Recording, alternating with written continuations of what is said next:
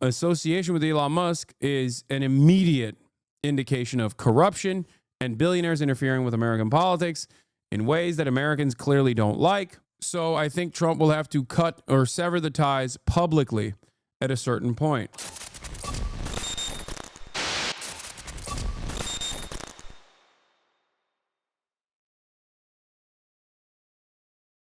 All right, speaking of God, God is not working through one man. God has left one man behind. His name is Elon Musk. Now that we have extensively covered Donald Trump, the American economy, making it scream, let's talk about another major L, another major crack in the Trump dam. I'm, of course, talking about the special elections that took place yesterday. 2 in the state of Florida, where, predictably, the Randy Fine and the other guy whose name I'm forgetting, I think it was like Voldemort versus, what was it? Whatever. It doesn't matter. It's just one of the dudes was named like Voldemort or something, and the other one was named like Expecto Patronum.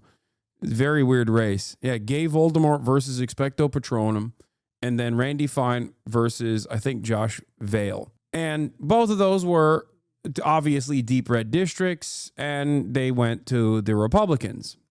One was replacing Mike Waltz's seat because he's too busy following gay porn accounts and also doing group chats with memes as he discusses classified information. Turns out Mike Waltz loves setting up Signal group chats. He is the group chat god. Anyway, he left his seat to become the national security advisor so he could do group chats with J.D. Vance and numerous other people where they discuss classified information about pummeling other countries into the ground with bombs. And now he will be replaced by another Republican. And the other is a guy who unfortunately didn't get the opportunity to make Signal group chats with members of the administration because maybe he likes giving money to teenagers a little too much on his Venmo accounts, and also is overall despised by the rest of the Republican caucus. I'm, of course, talking about Matt Gaetz. Matt Gaetz left his seat because he was supposed to be the attorney general. And, of course, there was a very public battle by the Republicans as well as the Democrats to not let him have that moment in the spotlight. And for that reason, Matt Gaetz is no longer in office.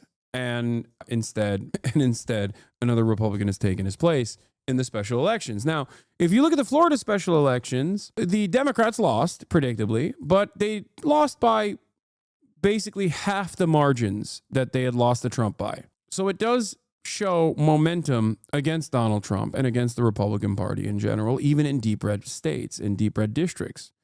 So that's interesting to take note of. Having said that, there was also another special election that took place in Wisconsin for the judicial race. The Supreme Court of the state of Wisconsin was about to either continue being a liberal Supreme Court with four justices that are liberal and 3 that are conservative, or 4 justices that are conservative and 3 are liberal. There's 2 candidates that went up against one another, and Elon Musk spent a ton of money on that race. And given the tendency for Democrats to show up big in special elections, especially because they've captured the attention of high propensity voters, given the tendency for the party in charge to lose special elections in general, especially if they are unfavorable, as is the case with Donald Trump, the Wisconsin judicial race ended with the Democratic-backed candidate winning. Let's take a look. Turning now to some very rare good news for Democrats. A clear victory for their candidate, Susan Crawford, for a crucial seat on Wisconsin's Supreme Court. She beat out a Republican who was closely tied to President Trump, and the election was also seen as a test of political power, the power of billionaire Elon Musk, who spent millions on the race. Ed O'Keefe has been following it all for us. Ed, they said it was Elon's money versus liberal anger, and I guess the anger won. Good morning. Yeah, anger beat cash this time. Good morning, Tony. This was viewed as one of the first major political tests for President Trump and his coalition since he took office. Elon Musk and his America PAC poured more than $20 million into the race, and he made a high-profile visit to Wisconsin, rallying support for conservative judicial candidate Brad Schimmel, and as you see there, personally handed out million-dollar checks to 2 voters. Schimmel embraced the president's endorsement and Musk's donations while stating he wouldn't be a reliable yes vote on the bench for either if elected. While Crawford made a point in the closing weeks of running against the Musk money. Her victory secures a liberal majority on the state's highest court. Although mega donors aren't new to politics, this became a rejection of the world's richest man and his attempts to sway an election in a key state. And Musk... So, as I said yesterday, I predicted that this would go the way of the Democrat-backed candidate because of the reasons that I mentioned, high propensity voters and their likelihood to go out and vote in special elections as opposed to low propensity voters, which make up a big chunk of the base of the Republican Party, which, come out in major numbers during general elections and handily gave Donald Trump the electoral victory, but also the resentment that they feel towards the party in power versus the complacency that Republicans feel when their guy has won. I did the thing that I wanted to do. I went out and I voted for you. You won. What more do you want from me? And here's the thing. There was an additional factor here at play that I think made the margins of victory for the Democrat-backed candidate way higher, because it was likely that she was going to win, but not by this margin of victory. And the reason was Elon Musk. As I said before, a couple things that I predicted was that Elon Musk is patently unlikable, okay? Patently unlikable. Just a truly disfigured, horrifying, monstrous type of person with a weird accent and is entirely too neurodivergent for average normies to look at and go, yeah, I like this guy. If he didn't have the trifecta of things that the average American, especially in the middle of the country, despises, perhaps he could be a little bit less of a burden on these races. But he is quite literally all of the things that are cringe. He's incredibly cringe. He's not charismatic at all. He is neurodivergent, but not necessarily in a way where it's like, oh, this guy's brilliant, but neurodivergent in a way where people look at that and go, you can't finish your sentences. I don't know what the going on. You're stuttering all over the place. These are optical things that American voters care about. Okay. He also is a billionaire elite, and people don't really like when billionaire elites are directly trying to impact elections.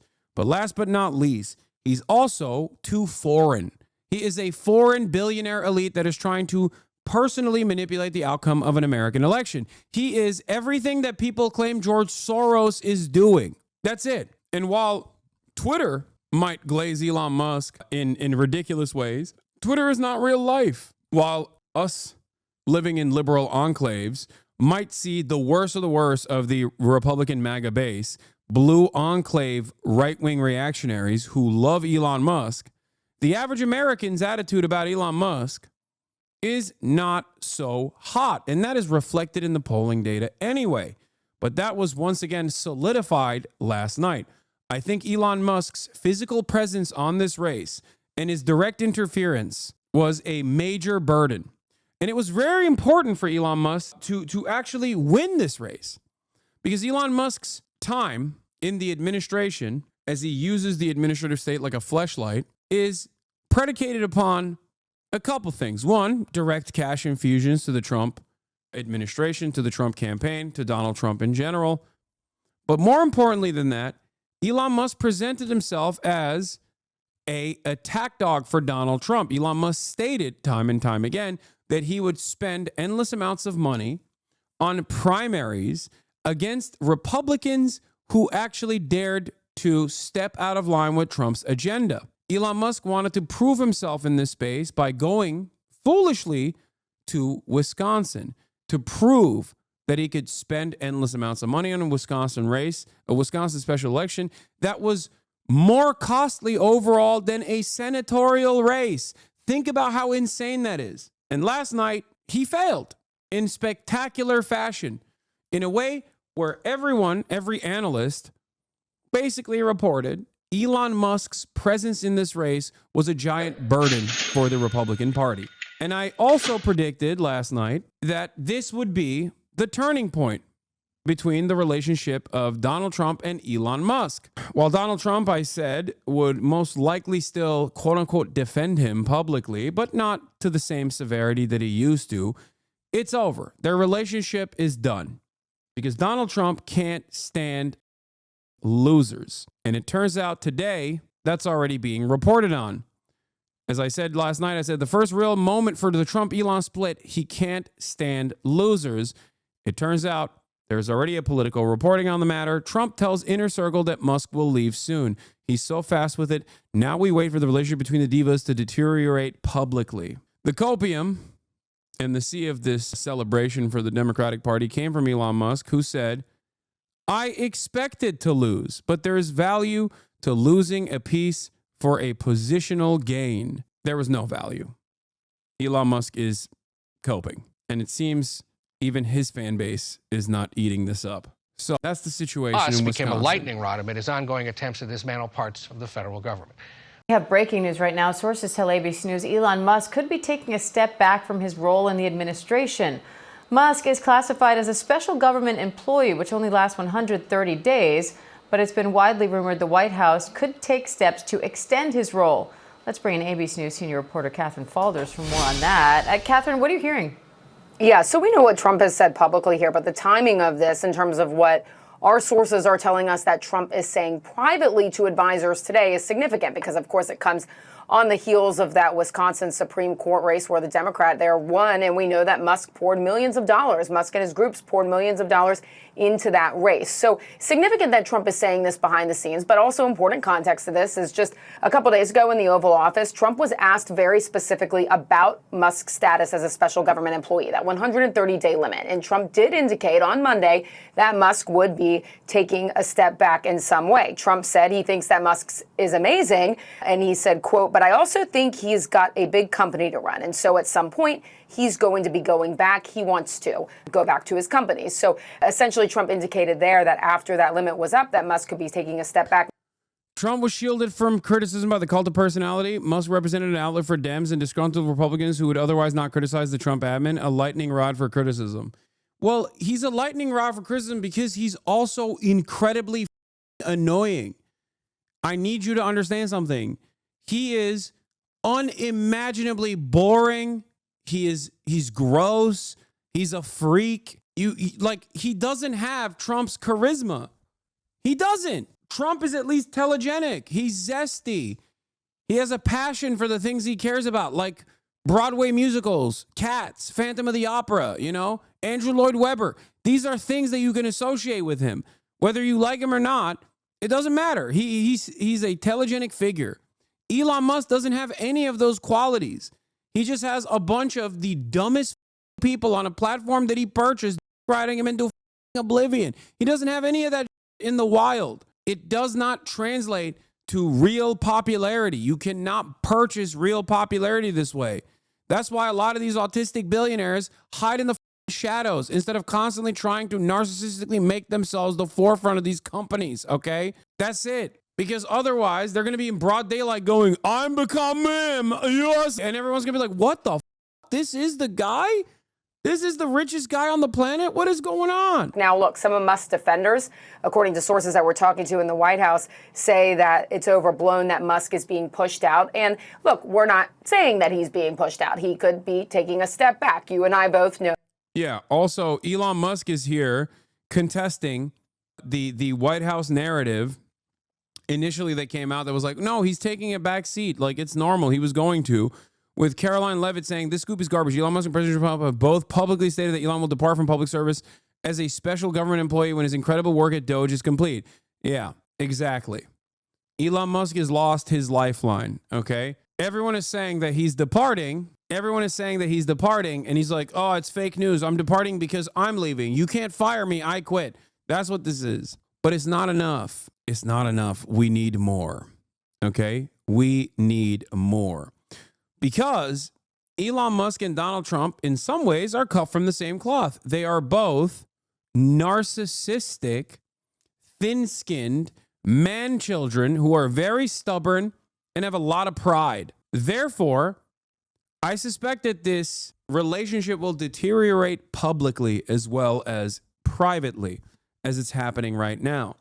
Because once Trump recognizes that Elon Musk's attack dog pit bull attitude at the behest of Donald Trump will not serve Trump's agenda, when Republicans call Donald Trump and say, please don't send Elon to our, special elections or whatever, he will have no more use for Elon Musk. It's that simple, especially when Elon's unpopularity moves beyond being a vector for all the hatred, like a shield, because everyone is too focused on Elon Musk to on Donald Trump, into a genuine burden for Trump's administration and his agenda, as he has become now the singular nuisance. Trump is going to have to cut him out. They will either demand that he keep paying his way quietly and in private without making much of a hassle or without saying anything publicly, which I don't think Elon Musk will comply with.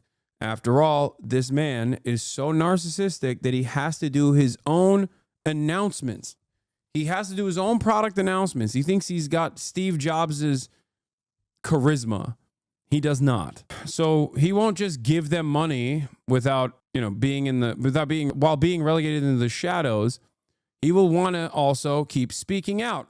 And the more he speaks out, the worse the outcomes will be, because association with Elon Musk is an immediate indication of corruption and billionaires interfering with American politics in ways that Americans clearly don't like. So I think Trump will have to cut or sever the ties publicly at a certain point. I will admit, I hate that Donald Trump did the tariff drop today, because I planned in the morning, I planned on spending most of the day on this and doing victory laps and talking about how glorious this is. And then Donald Trump came in and destroyed the economy with the stroke of a pen. And it ruined my plans of talking about how Elon sucks and how everybody hates him. And if I were in his shoes, I'd just go away. You got to admit, this is a bit of an overreaction. Like, Trump is honestly going to pass on access to a limitless checkbook simply because the dude is a Thorbjorn main? Yes. I think if there's one thing we should be taking away from the results in Wisconsin and the polling that we have from Wisconsin and national, if you are a Republican candidate running in a swing state, you don't want Elon Musk anywhere near you. Yes, maybe you like the money, but you do not want his presence in your state. Why is that? Elon Musk, simply put, is an unpopular guy. He is political poison. Look in Wisconsin, his net favorable rating, minus 12 points, 12 points underwater. That is an even worse number when you look nationally. Look at that. It's minus 17 points. So if there's one big lesson to take away from Wisconsin, is Elon Musk does not help Republicans when he shows up. If anything, the data suggests that he hurts them. Republicans, stay clear. Like, look at this. Look at this stance. You're getting clowned on by a dude whose legs are buckling at the mere thought of destroying you with words. And he's right.